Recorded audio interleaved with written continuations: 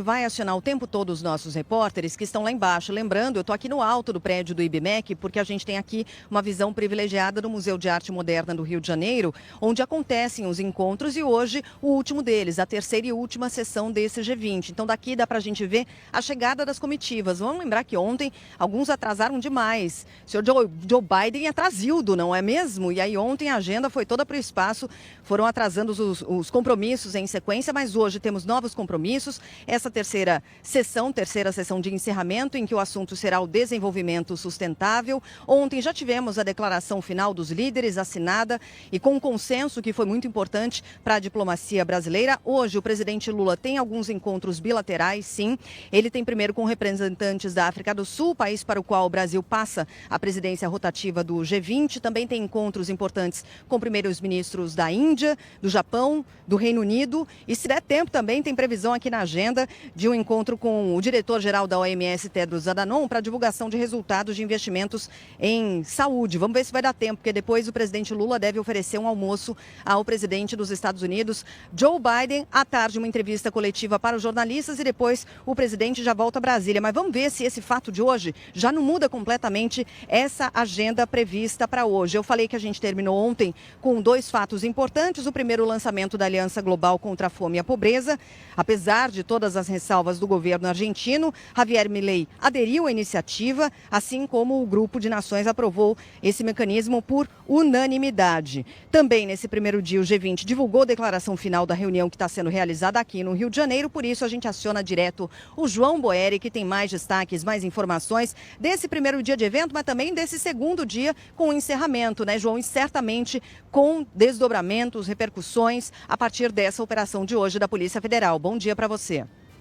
Com certeza, Sheila. Muito bom dia a você e a todos que nos acompanham. Um primeiro dia muito movimentado aqui no Museu de Arte Moderna, Zona Sul do Rio de Janeiro. Pela manhã, a gente teve já o início, o lançamento da Aliança Global contra a Fome e a Pobreza. Em seguida, mas aí já uma reunião mais fechada numa sala de plenária, os chefes de Estado se reuniram para falar não só da Aliança Global contra a Fome e a Pobreza, mas também, principalmente, do primeiro eixo temático escolhido pela presidência brasileira para esse G20 de 2024, que é falando especificamente da redução da desigualdade e do combate à fome. Você citou, Sheila, a adesão da Argentina em relação à Aliança Global contra a Fome e a Pobreza. Essa era uma das preocupações principais da presidência brasileira, pelo menos em relação à assinatura, porque se a gente não tem, por exemplo, um país membro do G20 assinando, dando consenso a essa aliança global contra a fome e a pobreza, você tem a impressão de que a diplomacia não consegue reunir os políticos para que eles consigam concordar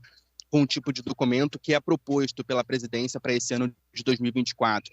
Até porque a Aliança Global contra a Fome e a Pobreza vem sendo construído pelo presidente Lula, pelo menos desde a presidência que se iniciou no ano passado, que se inicia no início de dezembro do ano passado. Na última cúpula de líderes, chefes de Estado do G20, no ano passado, o presidente Lula, na cerimônia de encerramento, já falava sobre a necessidade da Aliança Global contra a Fome e a Pobreza. Então, a entrada, mesmo que tenha sido por último, mesmo que tenha sido na última hora do presidente Javier Milei concordando com a Aliança Global contra a Fome e a Pobreza, ressalta principalmente o que a presidência rotativa brasileira queria para esse primeiro momento: começar bem a cúpula de líderes do G20 aqui no Rio de Janeiro. Na cerimônia de abertura do lançamento da Aliança Global contra a Fome e a Pobreza, a gente separou um trechinho do presidente Lula. Vamos ouvir. A fome, como dizia o cientista e geógrafo brasileiro Josué de Castro, a fome é a expressão biológica dos males sociais. É produto de decisões políticas que perpetuam a exclusão de grande parte da humanidade. O G20 representa 85% dos 110 trilhões de dólares do PIB mundial. Também responde por 75% dos 32 trilhões de dólares do comércio de bens e serviços e 2/3 dos 8 bilhões de habitantes do planeta Terra. Compete aos que estão de volta desta mesa a inadiável tarefa de acabar com essa chaga que envergonha a humanidade. Por isso, colocamos como objetivo central da presidência brasileira no G20 o lançamento de uma aliança global contra a fome e a pobreza. E aí, Sheila, Carla, Megali, a partir do momento do início da tarde de ontem, a gente já teve, por exemplo, uma entrevista coletiva do ministro Wellington Dias, que explicou como que vai funcionar essa aliança global contra a fome e a pobreza. A partir já do ano que vem, 2025, os países membros do G20 vão começar a elaborar um plano de ação com algumas metas, entre elas, reduzir mortalidade materna e infantil, aumentar distribuição de renda e, principalmente, melhorar a alimentação nas escolas. E como vai funcionar essa aliança global contra a fome e a pobreza?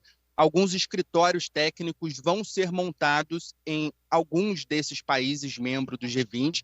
Eles ainda vão identificar, principalmente, o que cada país precisa, a característica de cada país para que você possa implementar esse plano de ação, especificamente respeitando as condições de cada país, mas principalmente a gente já sabe que vai ter, em um primeiro momento, um escritório na sede da FAO, na cidade de Roma, na Itália. E também a gente já tem definições que essa aliança global contra a fome e a pobreza vai contar com uma espécie de conselho, que eles estão chamando de Conselho de Campeões. Cada país membro do G20 vai ter um representante, pelo menos aqui pelo Brasil, o escolhido foi o próprio ministro Wellington Dias. Então, essas definições a gente já tem.